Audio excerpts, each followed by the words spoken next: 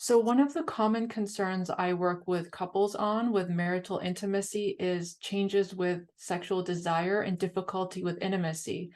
And one of the tools that I often recommend that Muslims have a hard time accepting or understanding is the use of sex toys, because they are a great way of enhancing sexual desire and pleasure without it having any sort of long-lasting impact on you. They're not addictive, they're not harmful, and they're quite easy to introduce.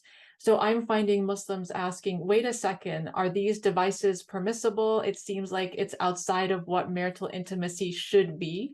So I would love to hear your perspective on this.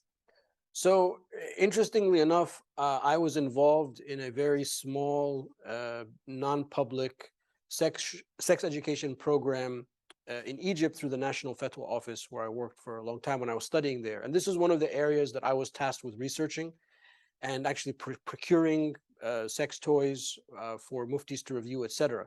And in the process of that, what I found and what the muftis found is that there are two issues. One issue is that there's a cultural understanding. So I think there's a culture, let's say generically Eastern culture, that might be averse to these type of toys, where in the West it's considered normal.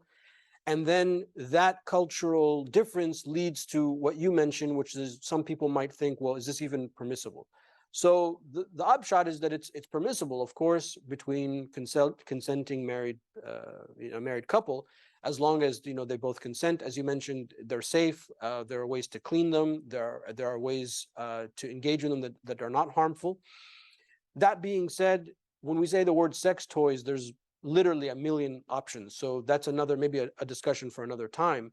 But what's important to mention is that oftentimes, as you have stated, those toys or those tools have actually saved marriages, because many times there is a type of sexual frustration, not sure exactly where it comes from. It can be physiological, it can be a mental issue, whatever the case may be, and that's a seed for a problem that grows over the years. But then when we introduce the sex toys in a in an educated way, in a way in which people are seeking professional help, we have found almost all the time it is totally revived and saved marriages. So I think it's a very important and under discussed topic in amongst Muslims.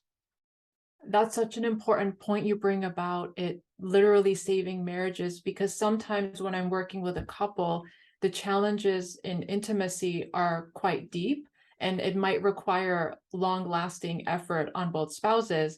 And while that happens in terms of working on oneself, we also need the fix to happen with intimacy so the couple is able to connect. So that's a beautiful way in terms of a very fast solution that works is introducing sex toys or tools into the marriage. So the couple is able to engage with one another and build back that foundation, while maybe longer term issues, some of which are medical or physiological, sometimes they're emotional, that can be worked on and there's a solution being implemented. So the couple is finding ways to be intimate. I think that's very, very important. Also, I just want to underscore this cultural issue, because I don't want to be, I don't want people watching this to be misunderstood. Unfortunately, the sex toy industry is not done with, let's say, people that share our paradigm, our way of thinking. Yeah. So it's done with a way that glorifies sex in a way that we would not.